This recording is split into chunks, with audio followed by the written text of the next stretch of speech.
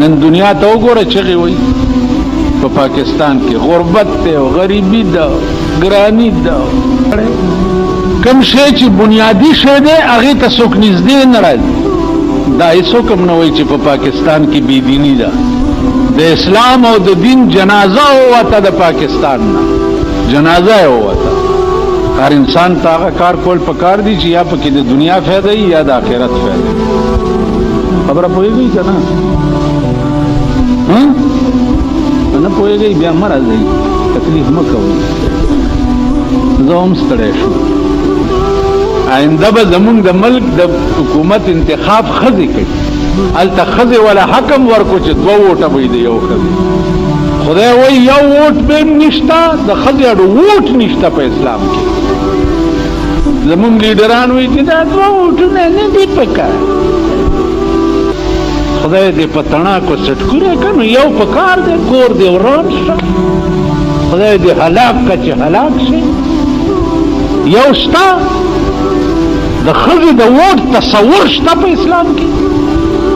د ښځې شهادت چې د 302 کیس شوی یو سړی په مخ کې مریم شهادت یې د نیم سړي برابر شهادت. ګواهي چې ورکوي نو نیمه ګواهي به چې 2 ښځې نه وي د هغې ګواهي د یو سړي برابر هم نه ده. دې ملک والا د 2 ووټونو حق یو ښځې له ورکړي. داسې حال خو دې جنۍ نه دی جوړ کړی. او تاسو ټولې دغه ملیانو ورته ډېرې په خوله کې ونیوي. داسې چل شوی دلته بس خاندئ نور د ځمکې لاندې چې شی ډېر به ښیي. نور په ډبې نه یو نه په خبره پوهېږي یو نه پې پوهېږي. دلته په دې میچنی روډ باندې یو ځای دی هغې ته چوڼا چوڼا یې وایي. څه ورته وایي؟ چوڼا چوڼا یې. میچنی روډ باندې چې ځې نو دغه ځای کې یو لار وتې ده حسن ګړی طرف ته. په دغه ځای کې یو چینه وه. دا د اورېدو خبره درته نه کوم، زه وله تلی یم ما لیدلې ده. یو چینه وه نو په هغې کې هندوانو تالونه جوړ کړي وو او د اتوار په ورځ به هندوان وله راتله او لمبل به یې نو هندوان به هم راتله او ښځې به هم راتلې. نو د هندوانو میله به وه په دغه چوڼا چوڼا نو ښځې نر هندوان به چې دی بربنډ په دغه چوڼا چوڼا کې ګډې.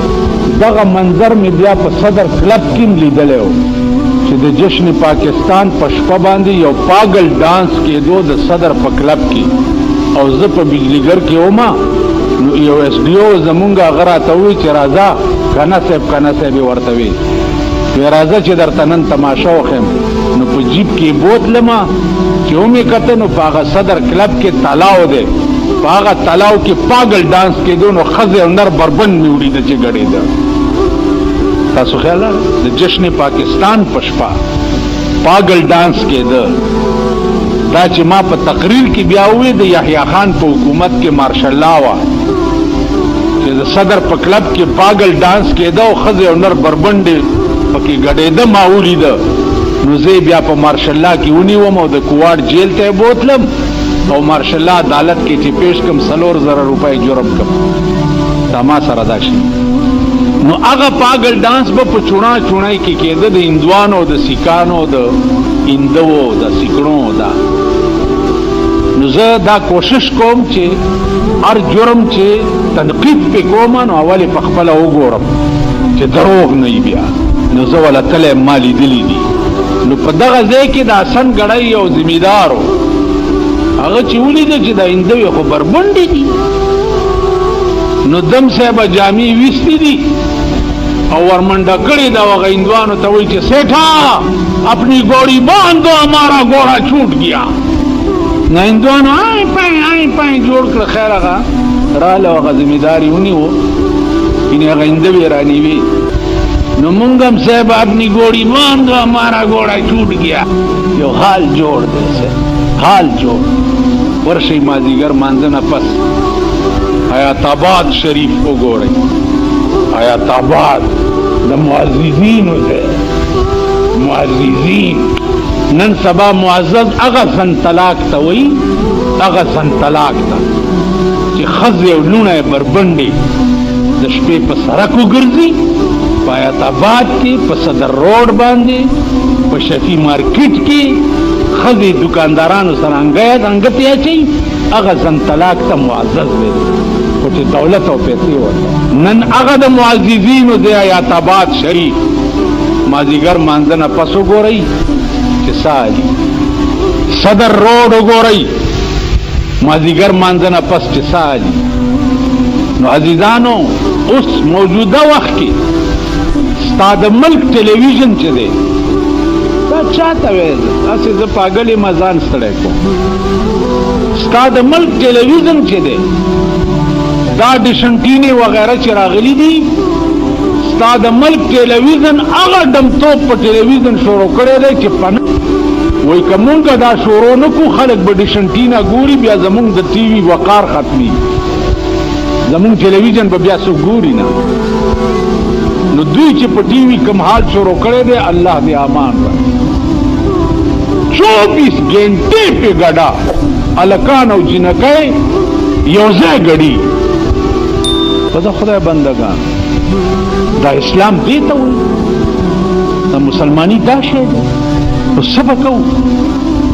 انجام به د دې ملک څه انجام به دا یې واورئ. یو د کابل دیهات دی، کلی او غرونه دي، هغه صفا مسلمانان.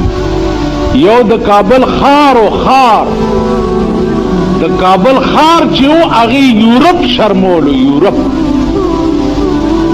لندن شرمولو.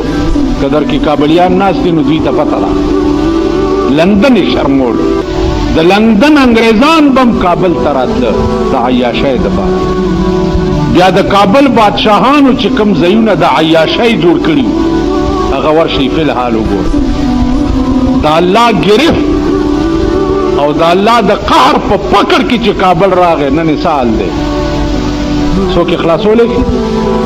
21 لکه خو د روس او د کابل جنگ چې و په هغې کې قربان شوي 21 لکه. اوس فی الحال پکې سال دی، ورشئ تماشه یې عزیزانو. د هغې وجه څه وه چې د ګناه غرور چې و هغه اسمان ته ورسېد. نو الله داسې راونیوه، داسې چې تر ننه پورې څوک خلاصولی نه شي. د پاکستان د غرور او د بېدینۍ دې انتها وشوه. زما دې په خدای قسمي چې یو ځل یې خدای راونیوه دا پاکستان، زه به تاسو ته وښیم بیا چې کوم طرف ته منډې وهئ. هندوستان ته به تاسو نه شئ پناه ګزین کېدی، کابل ته به تاسو نه شئ تللی، لوڼې به په یو منډې وایي او زامن به په بلې منډې وایي او ښځې به په بلې منډې وایي او تاسو به په بله منډې. بالکل د هلاکت او د تباهۍ په پلیټ فارم باندې ستا ملک. اول دا پته خو لږه په پاکستان کې وکړئ چې په قذافي سټیډیم باندې 100 ارب روپۍ لګېدلي، دا پته وکړه. بیا د دې کرکټ میچ دپاره چې کومې کورسۍ جوړې دي چې خلک او جنکۍ به پې کښېني په هغې 100 کروړه روپۍ لګېدلي.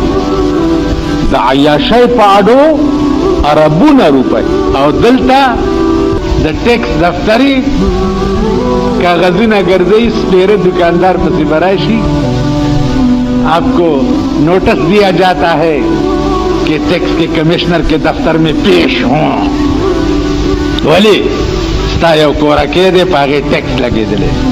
هغه ورځې ما ته بیا 2 چټونه پرېښي چې په تا هم ټیکس لګېدلی. مال هغه سپیټر ګیره هم وه چې راغلی و، ما په ګیرو والا خو د خدای په خړ سیلاب یوړی کي نو مالې چې ګیره یې وه نو هغې کورواني ته خو پته وکړه چې اوس مونږ په پاکستان کې یو کور کې د اوسېدو حق نه لرو. ټیکسونه دي دلته بار یو نهیي دی، پټ پټ سپیټر ورپسې راشي پیش. دا د روټۍ والله که د دارو دره کې دی، بیمار په کور کې پروت دی د دوایه دره کې نه دی. نو خدای رانیولي یې انشاءالله العزیز او پریدي بم نه. هر کله چې آسماني بمباري در باندې شروع شوه د ځان تماشې به کوئ چې څه مخوښه ده. ودونه ستاسو لعنت دی، مړي ستاسو لعنت دی، ژوند ستاسو لعنت دی، اولاد ستاسو لعنت دی، مونږ خو تباه یو غر تا کومه کمره کې چې تاسو ناست دي دا لاندې څه شی غوړېدلی دی چې ته څه وایي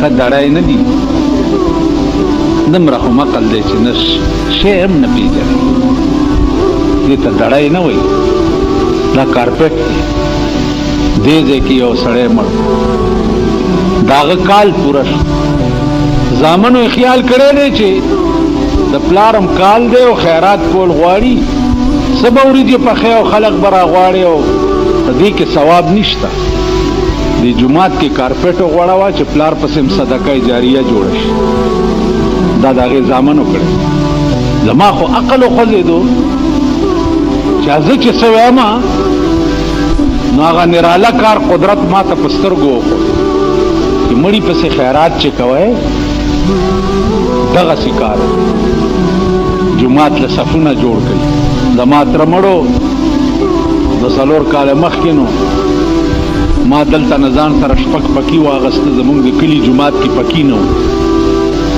مې هلته کوز کړه کلي ملکانو راته وی چې خیریات څرنګه چال ده ما چې خیریات مې کړی ده چې کوم ده مو خو څه ونه لیدم ما چې تورې خاورې وخورو خاورې جومات له مې پکي راوړو دا پکي به لګېدلي وي خلک به ترې لاندې منځونه کوي دا زما تره پسې به صدقه جاریه شي وایي چې وریجې مریجې نشته مال خاورې شته که خورې خاورې چې مړي پسې د خیرات درته څوک وایي تورې خاورې خوري زهر خوري زما غول خوري چې درته یې راوړم او خوله کې یې درکړم دې خلکو باندې خیراتونه خواده دی صاحب ښځې نر ټول ډمان شي ټول ملک یې وګورئ په ګناه څوک پیمانه کېږي نه که بایسکوپ ته لاړ شي پیمانه کېږي نه که د ډمتوب دکان دې ویستی ټوله ورځ پکې خوشحال ناست دی پیمانه کېږي نه چې دا زه غلط که بلو پرنټ یې چلی پیمانه کېږي نه چې دا زه غلط کار کوم که ډمتوب کنجرتوب ته ناست دی پیمانه کېږي نه چې دا زه غلط کار کوم نو ګناه خو پرېږده چې هغه احساسي ګناه هم د دې ملک او د دې قوم نه ووت نه ښځو ته کېږي او نه نرو ته کېږي نه مونږ ته کېږي مونږ پیران په خلوت کې ناست او لاس ول ورکړي چې قربان دې شم د دوا نه به مې نه وباسي اوس خدای دې کامیاب هغه په اوړي کې واسکټ اچولې چې جیب کې ومنډي دا خیال هغه نه کوي چې دا سړی د ټاټکي مزدور دی دا ما چې څه ته واغسته په دې به بال بچ له څه وړی وی که نه زه خو هسې په سوري لاندې ناست یم او لنګرې مې چلېږي هغه ته هم دا احساس نه کېږي احساسي ګناه هم نشته پیر ته نه کېږي ملا ته نه کېږي